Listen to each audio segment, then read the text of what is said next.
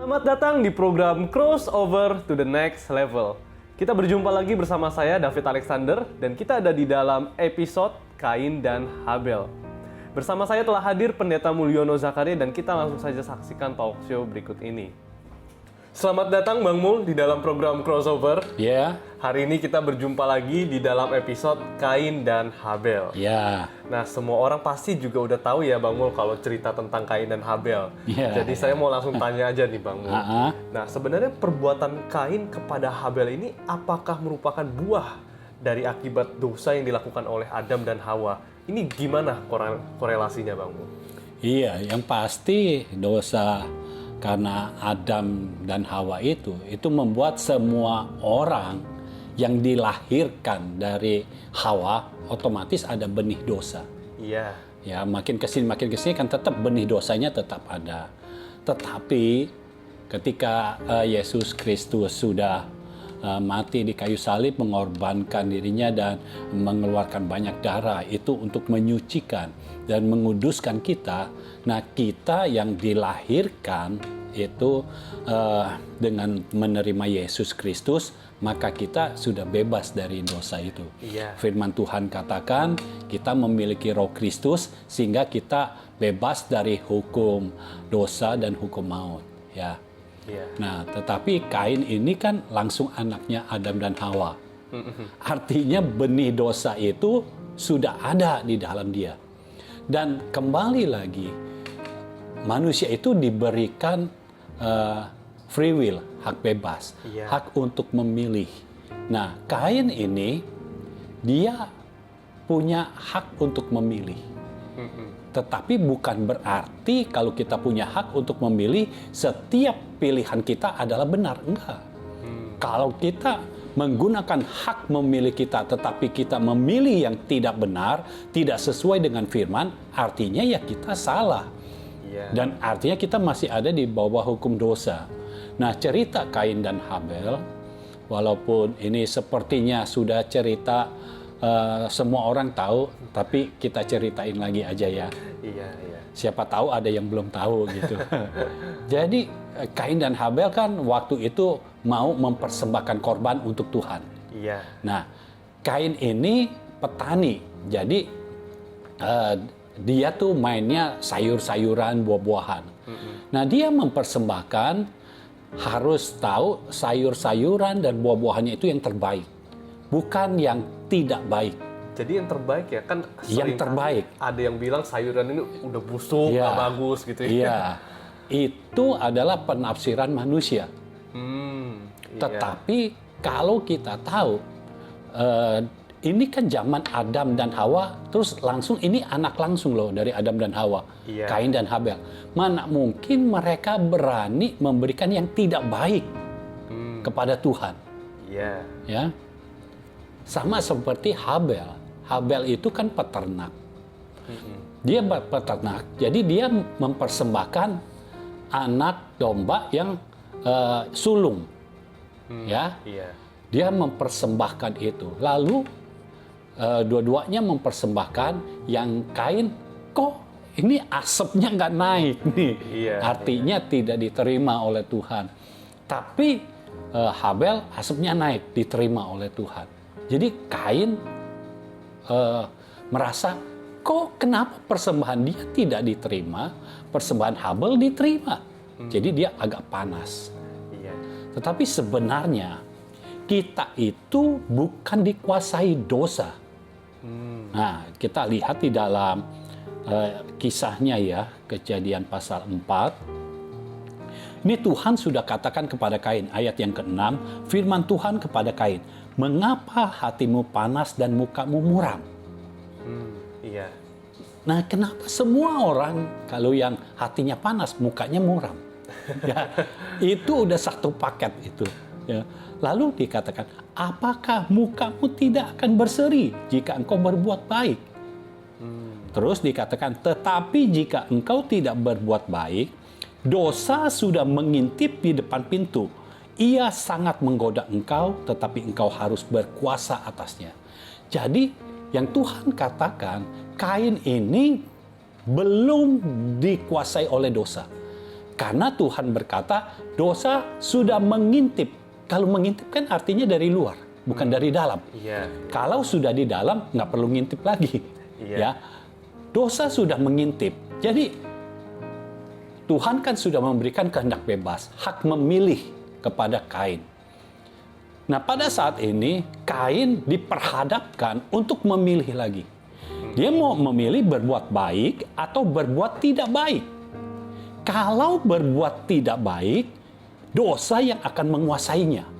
Iya. Makanya Tuhan katakan engkau harus berkuasa atas dosa itu. Iya. Bagaimana caranya pada saat itu? Jadi Kain harus berbuat yang baik untuk dia bisa menguasai dosa. Karena kalau orang yang tidak baik, dengan pengertian orangnya jahat, pasti orang ini dikuasai dosa. Karena di luar dosa, orang tidak akan berbuat jahat. Iya. Ya, karena dikuasai dosa, orang berbuat jahat. Nah, ini kan pilihan untuk Kain. Dia mau pilih yang mana? Dia mau pilih berbuat baik atau tidak berbuat baik. Dan Tuhan ini, Tuhan itu kasihnya luar biasa kepada kita. Iya. Kain sudah melakukan yang tidak benar dengan mempersembahkan itu tidak diterima, artinya dia melakukan yang tidak benar kan. Tetapi Tuhan mau mempertobatkan Kain. Ayo lakukan yang baik. Iya. Ya, lakukan yang baik. Engkau harus berkuasa atas dosa itu. Artinya gini, kalau Kain saat itu berbuat baik, dia bisa mengulang lagi mempersembahkan korbannya dengan benar. Iya. Tetapi ayat selanjutnya kita lihat ini pilihan Kain. Kata Kain kepada Habel adiknya, marilah kita pergi ke padang. Ketika mereka ada di padang, tiba-tiba Kain memukul Habel adiknya itu lalu membunuh dia. Jadi Kain memilih untuk dikuasai oleh dosa. Iya. Padahal dia bisa menguasai dosa. Dia bisa berkuasa atas dosa. Kita semua, apalagi sekarang dengan kita menerima Yesus Kristus, dosa kita sudah dihapus. Kita bisa berkuasa atas dosa. Iya. Ya, kita tidak dikuasai oleh dosa, tetapi kita berkuasa atas dosa, sehingga kita bisa memperbaiki kembali semua jalan-jalan kita yang salah. Semua langkah-langkah kita yang salah bisa kita perbaiki sesuai dengan firman. Iya. Ini kan masalahnya sesuai dengan firman atau tidak. Ya. Nah, kalau pilihan kita tidak tepat, ya kita akan sama seperti Kain. Benih dosa yang dari Adam dan Hawa itu berkuasa atas kita.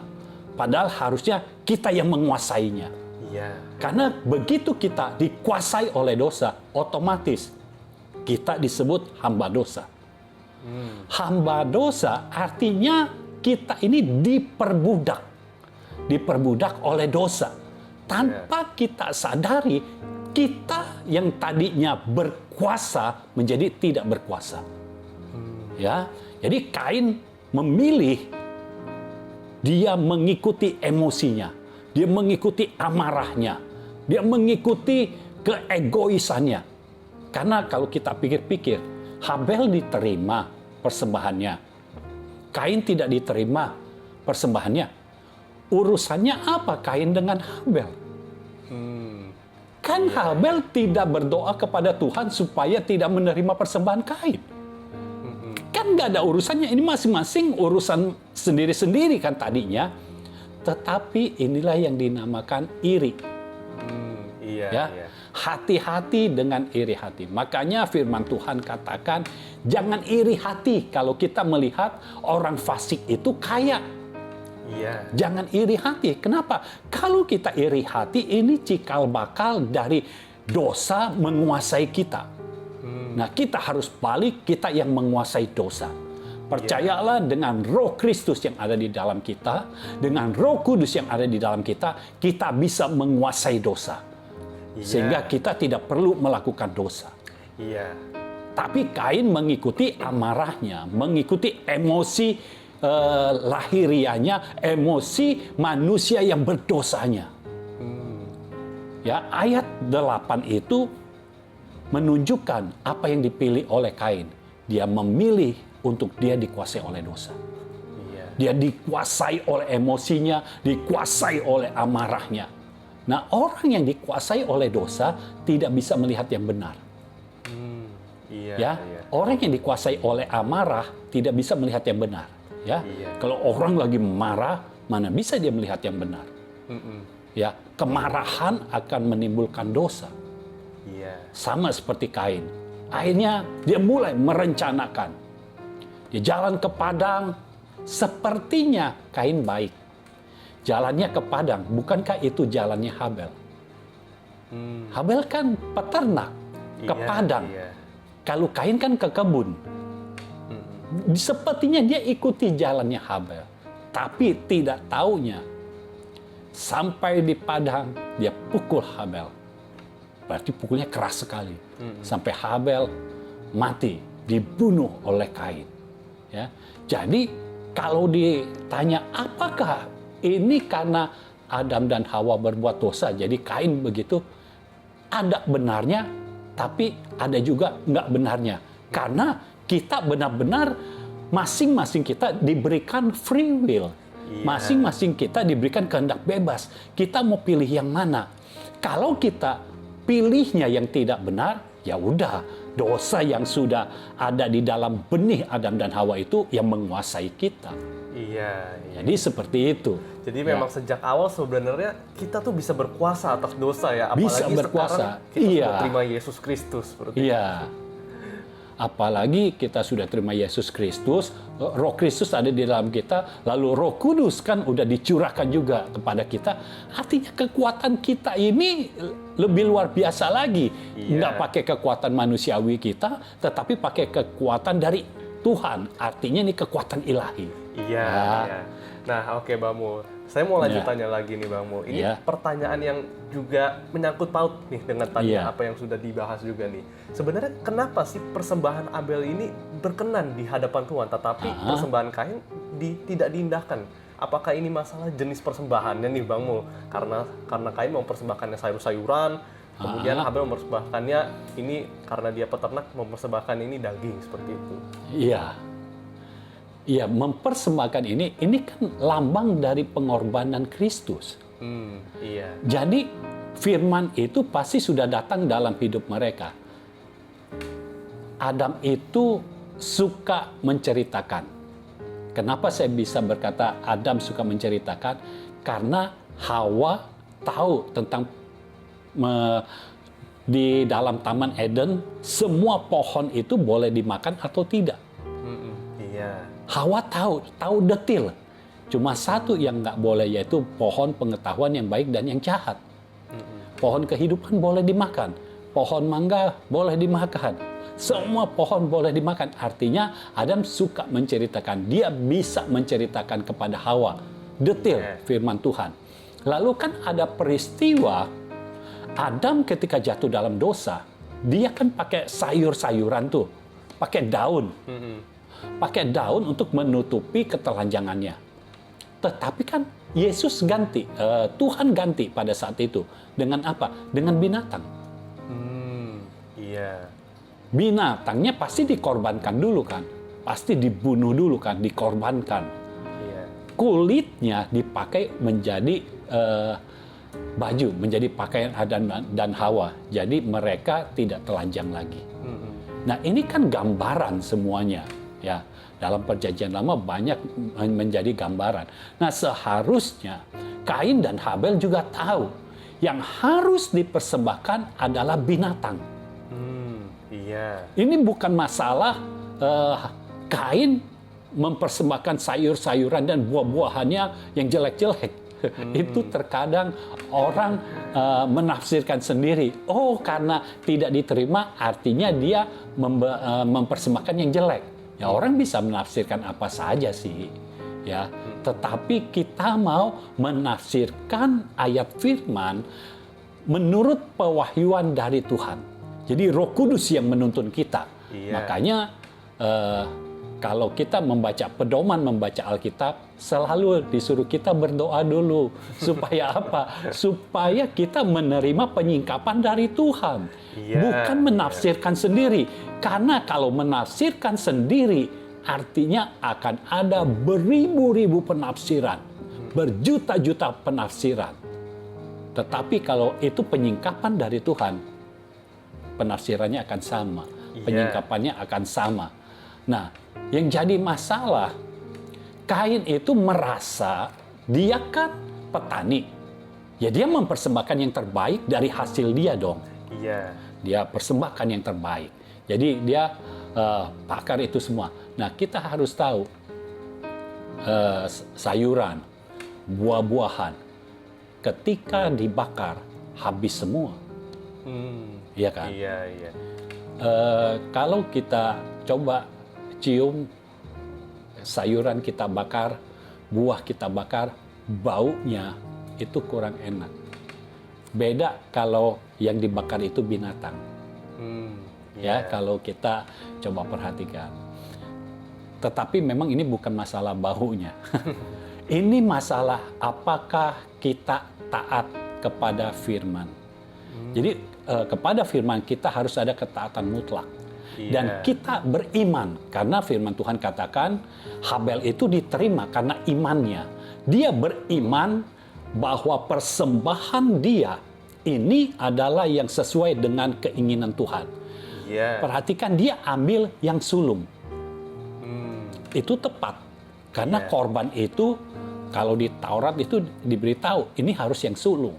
Sulung tidak bercacat celah, gemuk, tidak ada sakit penyakit. Karena ini lambang Kristus.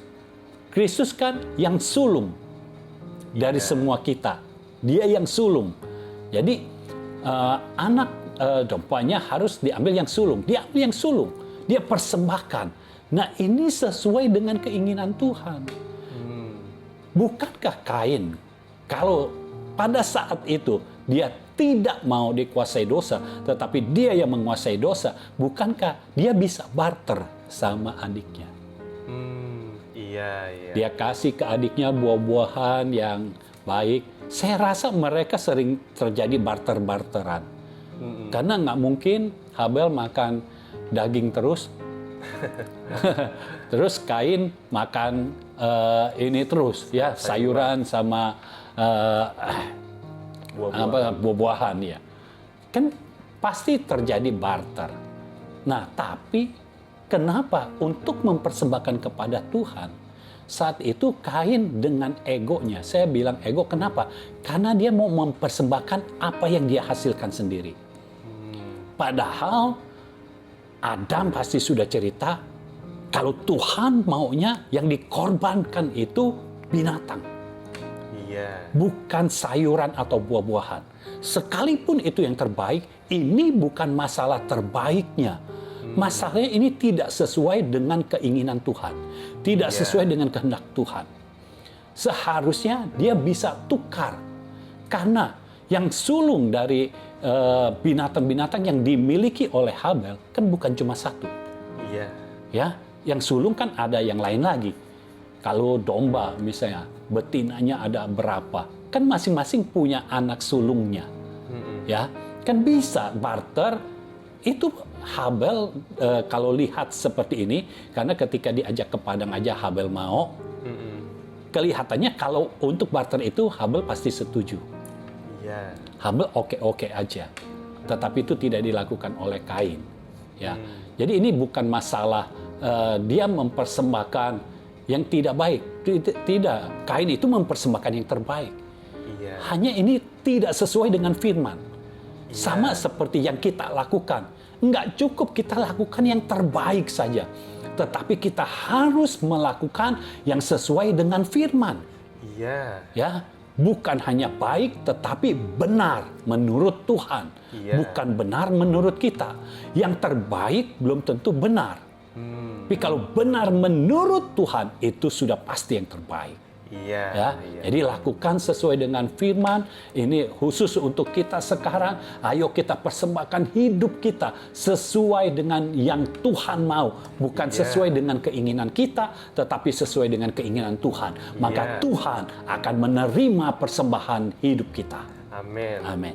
Iya, Bang Mul. Nah, sebenarnya iman seperti apakah yang dimiliki oleh Habel sehingga dia tahu harus memberikan yang berkenan kepada Tuhan? Dan apakah ini iman yang sama yang harus kita miliki sebagai orang percaya?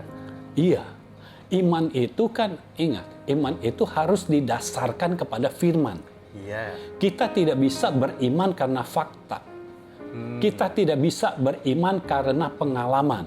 Kita harus beriman karena dasarnya firman. Firmannya adalah firman Kristus.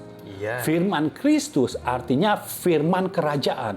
Karena Yesus Kristus waktu dia menyampaikan firman, itu firman kerajaan. Jadi yang harus kita miliki adalah firman kerajaan. Nah, firman kerajaan ini harus kita lakukan dengan ketaatan mutlak. Jadi iman itu bukan iman saja lalu kita tidak berbuat apa-apa. Kalau kita lihat ya, dalam Ibrani dan Yakobus kok sepertinya ada pertentangan. Yang satu bilang iman tanpa perbuatan adalah mati. Tetapi di lain sisi dikatakan iman harus disertai dengan perbuatan. Nah, harus kita tahu firman itu tidak pernah bertolak belakang satu dengan yang lainnya. Iman tanpa perbuatan adalah mati. Ya, itu benar. Iman harus disertai dengan perbuatan. Karena kalau tanpa kita berbuat, artinya kita tidak beriman. Justru orang tahu kita beriman karena kita melakukan. Tetapi kalau dikatakan kita beriman, itu sebabnya kita tidak melakukan apa-apa. Ya, kalau beriman kita tidak melakukan apa-apa. Nah, yang dimaksud kita tidak melakukan apa-apa di situ adalah ini bagiannya Tuhan. Kita beriman karena kita tahu Tuhan akan melakukannya untuk kita. Tetapi kita melakukan bagian kita. Sesuai dengan iman kepercayaan kita. Ya, sama seperti kalau kita percaya bahwa Tuhan mencukupkan segala kebutuhan kita. Ya, Tuhan tidak pernah memberikan kita kekurangan. Ya, dan firman Tuhan katakan pencobaan-pencobaan yang kita alami tidak melebihi kekuatan kita. Nah, kita percaya bahwa Tuhan akan melakukannya kepada kita, bahwa pencobaan-pencobaan yang kita alami itu tidak akan melebihi kekuatan kita. Nah, itu kan bagian Tuhan. Bukan kita yang melakukan. Tetapi kita menjalaninya. Ketika ada masalah, kita dengan kepercayaan kita bahwa ini tidak melebihi kekuatan kita, kita menjalaninya dengan penuh keyakinan bahwa kita bisa menjalaninya. Itu yang namanya kita berjalan di atas masalah. Jadi iman harus disertai dengan ketaatan mutlak. Tidak bisa iman berdiri sendiri lalu kita diam saja sampai itu semua terjadi. Harus ada ketaatan mutlak. Kecuali kalau ketaatan mutlaknya itu Tuhan bilang diam, berarti kita diam. Nah, diam itu ketaatan mutlak kita. Peristiwa Petrus. Ketika Petrus bilang, Tuhan kalau engkau itu, waktu terjadi angin ribut, ya, mereka ada di perahu, Tuhan datang, kira-kira jam 3, waduh, jadi agak seram, makanya ada yang bilang ini hantu, tapi akhirnya ini ada yang bilang itu Tuhan, gitu. Jadi terjadi pro dan kontra. Akhirnya Petrus berkata, Tuhan kalau memang benar engkau Tuhan, suruh aku berjalan di atas air. Karena Petrus tahu bahwa Tuhan berkuasa. Nah, dia kan beriman bahwa dia bisa berjalan di atas air kalau Tuhan yang menyuruh. Tuhan menyuruh nggak? Oke, jalanlah. Dia lakukan nggak? Dia lakukan. Ketika dia lakukan, dia berjalan di atas air. Coba kalau Yesus ngomong sama Petrus, terus Yohanes yang jalan di atas air, saya yakin Yohanes akan langsung tenggelam. Tetapi Petrus waktu itu berkata, dan Yesus berkata lagi kepada Petrus, ya jalanlah, datanglah. Dia datang. Waktu dia datang kepada Yesus, dia tetap berjalan di atas air. Tapi kenapa kalau dibilang, kenapa dia kok tenggelam? Karena firman Tuhan katakan ketika dia merasakan angin. Artinya dia bukan datang kepada Yesus. Kan firman Tuhannya, datanglah. mesti datang kepada Yesus, fokus kepada Yesus. Tapi waktu dirasakan angin, artinya dia fokusnya berubah Iya. kepada yang sekitar. Artinya dia nggak tahu nih dia jalannya kepada Yesus apa enggak. Kan itu air, banyak gelombang. Bisa aja dia jalannya jadi miring, nggak ke Yesus. Iya. Artinya itu kan bukan ketaatan mutlak. Makanya ketika tidak ada ketaatan mutlak, walaupun dasarnya iman, tenggelam. Nah, kita tidak mau tenggelam dan hanyut di dalam gelombang dunia ini. Tetapi kita mau terus maju. Itu sebabnya kalau kita tahu Tuhan sudah menumbuhkan iman di dalam kita, sertai dengan ketaatan mutlak. Maka segala sesuatu akan terjadi dalam hidup kita sesuai dengan iman kita. Amin. Amin. Haleluya. Ya. Oke Bang Mul, setelah peristiwa Kain membunuh Habel ini kan pada akhirnya Tuhan memberikan hukuman kepada Kain. Iya. Tapi yang menariknya Tuhan juga melindungi, memberikan tanda kepada Kain supaya tidak ada orang dan binatang bahkan yang membunuhnya. Ini maksud Tuhan seperti apa jadinya nih Bang Mul? Menghukum juga tapi melindungi juga. Kain itu jadi diusir dari tempat itu. Dia lalu ada di Nob yang artinya pengembara. Jadi dia mengembara. Ya. Tetapi kan Kain takut. Kain takut kenapa? Karena masalah Habelnya ini. Dia takut kalau dia keluar nanti semua orang membalaskannya dong ke dia. Istilahnya dia percaya hukum tabur tuai. Atau di dalam dunia ini dia percaya hukum karma. Karena dia membunuh Habel, dia bisa dibunuh juga. Tetapi Tuhan melindungi. Ingat, Tuhan selalu bergerak di dalam firman-Nya. Ketika dia berfirman kepada Adam, beranak cuculah dan bertambah banyak. Nah, waktu itu Adam dan Hawa berdua. Lalu ada Kain dan Habel berempat. Ya, Habel dibunuh. Anak Adam tinggal Kain. Lalu kalau dia keluar dibunuh juga, habis dong anak Adam. Itu sebabnya kan Tuhan sudah berfirman kepada Adam, beranak cuculah dan bertambah banyak. Nah, Tuhan melindungi firman-Nya. Jadi ingat, Tuhan tidak pernah melindungi orang yang bersalah. Tuhan melindungi firman-Nya. Tuhan menjaga firman-Nya. Karena firman-Nya beranak cucu dan bertambah banyak. Ini baru 2, 1 udah dimatiin sama Kain. Ya, jadi Kain pergi, ya udah dijaga, tidak boleh dibunuh ini. Ya, ini tinggal 1 ini. Ya, jadi biar dia beranak cucu. Karena firman harus terjadi. Jadi sekali lagi, Tuhan tidak pernah melindungi orang yang jahat. Jadi jangan berpikir, oh Kain dilindungi, udah berbuat jahat juga dilindungi. Tuhan melindungi firman-Nya. Tuhan menjaga firman-Nya. Karena dia sudah berfirman kepada Adam dan Hawa. Biar gimana Kain, walaupun jahat, dia anaknya Adam dan Hawa. Jadi dia dilindungi bukan karena apa yang dilakukannya, tetapi karena firman Tuhan yang sudah dilepaskan kepada Bapaknya.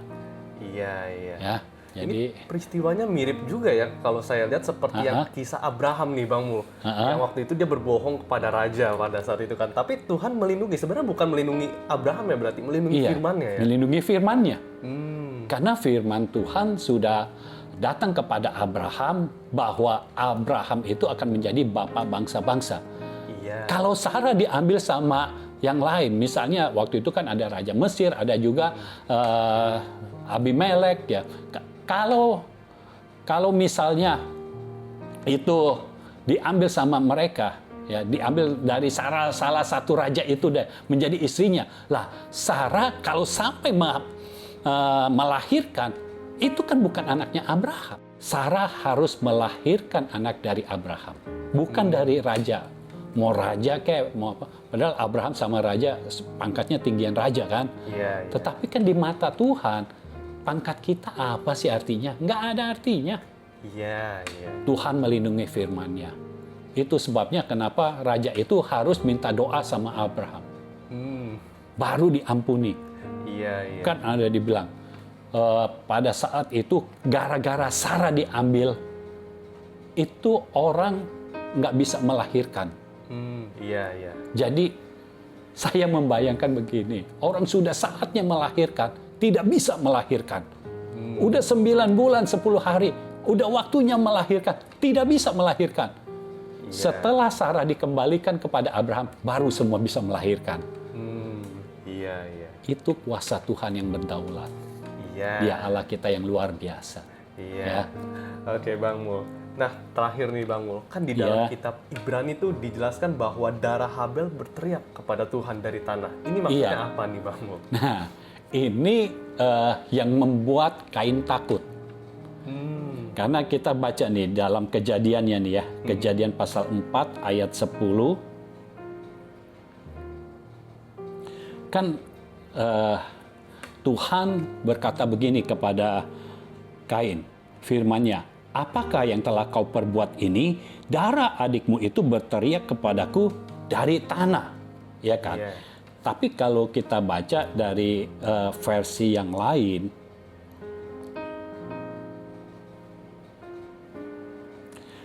versi dari BIMK, Bahasa Indonesia Masa Kini, ini ayatnya begini. Lalu Tuhan berkata, mengapa engkau melakukan hal yang mengerikan itu? Darah adikmu berseru kepadaku dari tanah seperti suara yang berteriak minta pembalasan. Nah, makanya Kain takut. Iya. Kenapa dia minta, kalau aku keluar dari sini, nanti orang membalas. Karena Habel darahnya itu berteriak seperti minta pembalasan. Iya. Gitu, teriakannya itu seperti itu. Nah, ini kan lucunya, Kain begitu takut waktu Tuhan berfirman. Padahal sebelumnya sepertinya dia tidak takut. Iya. Karena gini, waktu setelah dia melakukan kepada Habel setelah ayat 8, ayat 9 kan Tuhan tanya kepada Kain, di mana Habel adikmu itu? Jawabnya, aku tidak tahu apakah aku penjaga adikku. Ingat, Tuhan tanya kepada Kain bukan karena Tuhan tidak tahu di mana Habel. Iya. Tetapi Tuhan justru mau memberitahu kepada Kain apa yang seharusnya dia lakukan. Dan itu dikatakan oleh Kain. Dia katakan, apakah aku penjaga adikku? Nah, seharusnya dia menjadi penjaga adiknya. Iya. Kita semua, anak-anak Tuhan, orang-orang benar, sadari kita harus menjadi brothers keeper. Iya. Kita harus menjadi penjaga saudara-saudara kita. Iya. Baik di dalam doa kita, atau kalau kita punya keuangan yang lebih. Ini jangan kita apa-apa karena mau dilihat oleh orang, kita sumbang sana, sumbang sini. Nggak taunya keluarga kita ada yang kekurangan. Iya. Kita harus melihat keberadaan saudara-saudara kita. Kita harus menjadi brothers keeper. Kita harus menjadi penjaga saudara-saudara kita. Iya. Ya, jadi terkadang kalau kita secara materi belum ada, kita akan jaganya di dalam doa. Terkadang kalau soal doa, kan orang nggak tahu. Kita nggak diingat loh jasanya. Tidak apa. Kita tidak diingat oleh orang, tidak apa. Tetapi Tuhan akan mengingat kita. Iya. Ya. Nah, pada saat itu kan Kain sepertinya tidak takut kan. Sepertinya dia berkata, emang aku penjaga adikku? Tidak tahu. Tapi dia menjadi takut karena Tuhan berkata, apa yang kau perbuat ini? Darah adikmu itu berteriak kepadaku dari tanah. Seperti minta pembalasan. Nah, baru dia takut. Iya. Baru dia, waduh, rupanya ini ketahuan. Pertama ketahuan. Di hadapan Tuhan, dosa tidak bisa ditutupi. Iya. Apa yang kita lakukan semuanya terlihat dengan jelas. Itu sebabnya jangan bersembunyi dari Tuhan. Iya. Mari kita lakukan segala sesuatu sesuai dengan firman Tuhan. Iya. Mari kita menjadi seperti apa yang Tuhan mau. Iya. Kain seharusnya menjadi brothers keeper. Iya, iya. Tetapi dia justru membalikkan keadaannya. Dia sendiri yang menghilangkan nyawa adiknya. Nah, kita mau kembali kepada tujuan Tuhan yang semula. Mari kita menjadi brothers keeper. Saudara-saudara, engkau yang sudah dipanggil Tuhan menjadi orang-orang benarnya. Ayo jaga saudara-saudaramu di dalam doa. Setidaknya di dalam doamu engkau jaga saudara-saudaramu. Kalau ada yang sakit, engkau berdoa supaya disembuhkan. Mungkin namamu tidak terlihat di hadapan saudara-saudaramu. Namamu tidak diperhitungkan di hadapan saudara-saudaramu. Tetapi Tuhan memperhitungkan semua yang kita lakukan. Karena apa yang kita lakukan sesuai dengan firman. Dan kalau kita lakukan sesuai dengan firman. Oh, firman Tuhan berkata, jerih payah kita di dalam Tuhan tidak akan sia-sia. Tuhan mengenal siapa milik kepunyaannya. Dan Tuhan sendiri yang akan memberkati kita. Amin. Amin. Haleluya. Oke Bang Mul, terima kasih Bang Mul untuk kehadirannya pada episode kali ini. Kita akan berjumpa di episode yang selanjutnya yang pastinya akan lebih menarik. Tuhan Yesus memberkati. Tuhan memberkati. Demikian episode hari ini. Biar melalui episode hari ini, saudara bisa memiliki iman dan ketaatan mutlak yang sama seperti Habel. Dan kita juga bisa menjadi brothers keeper bagi saudara-saudara kita. Saudara bisa menyampaikan kesaksian, respon sehubungan dengan episode hari ini melalui kolom komentar di bawah ini. Ataupun melalui hotline chat 0821 1367 6675. Saudara juga bisa berlangganan Crossover Day, pesan firman Tuhan yang akan dikirimkan setiap hari Senin sampai Jumat melalui WhatsApp. Untuk pendaftaran, saudara bisa mengontak WhatsApp tadi. Program Crossover akan tayang setiap hari Rabu pukul 7 malam. Saudara bisa klik like dan subscribe channel YouTube Mulyono Zakaria. Dan jangan lupa klik loncengnya. Saudara juga bisa follow Instagram JGF Indonesia. Saya David Alexander, kita berjumpa di episode yang selanjutnya.